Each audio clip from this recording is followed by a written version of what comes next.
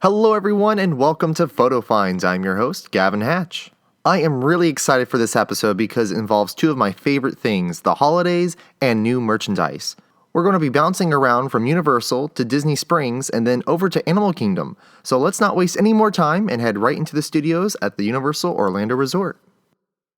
Up at the front of the park, construction walls recently went up outside of what used to be the Lucy Tribute and Betty Boop store.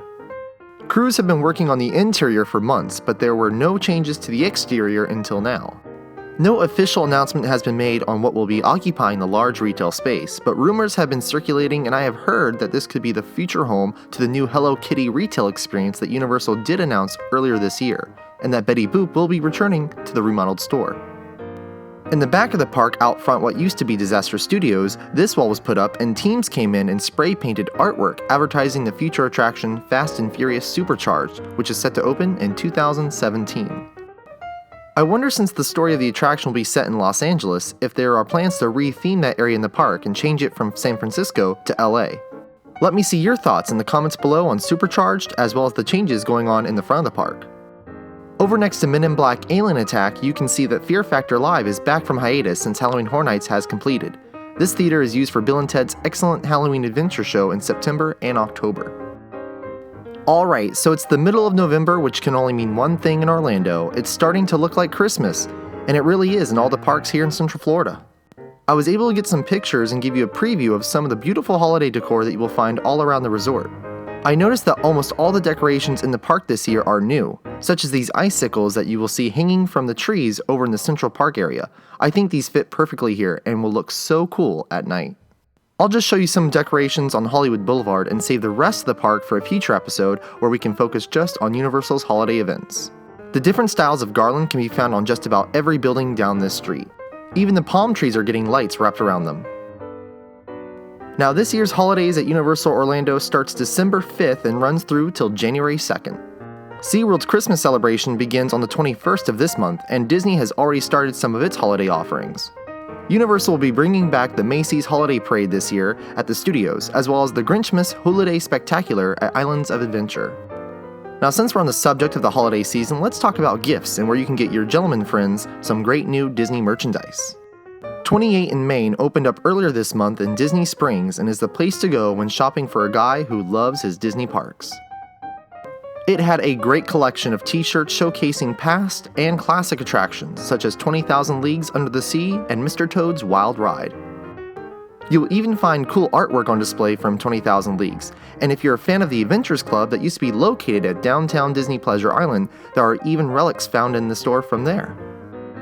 They even have a section full of all kinds of items from the Rose and Crown pub found in Epcot. So since we're at Disney, let's head over to Animal Kingdom to check out all the construction going on in the park. Walking towards the Tree of Life in the front, on your right, you'll see that there has been a lot of progress on the new store being built. I think it looks really good and love the tower with what looks to be a clock being installed. Not too far from there, over where the entrance to Camp Mini Mickey used to be, you'll find that the Disney Vacation Club kiosk was removed and it really opened up this space for guests. This is just steps away from where the entrance to the land of Avatar will be located. I actually took some pictures of some of the construction going on right behind the wall, but there is no telling what this will be. Now, the day I was there in the park, Pete Safari was closed for refurbishment, and it appears to have a new sponsor, which will be Smucker's. The outside looks different and good, but it doesn't appear to have any changes made on the inside as of right now.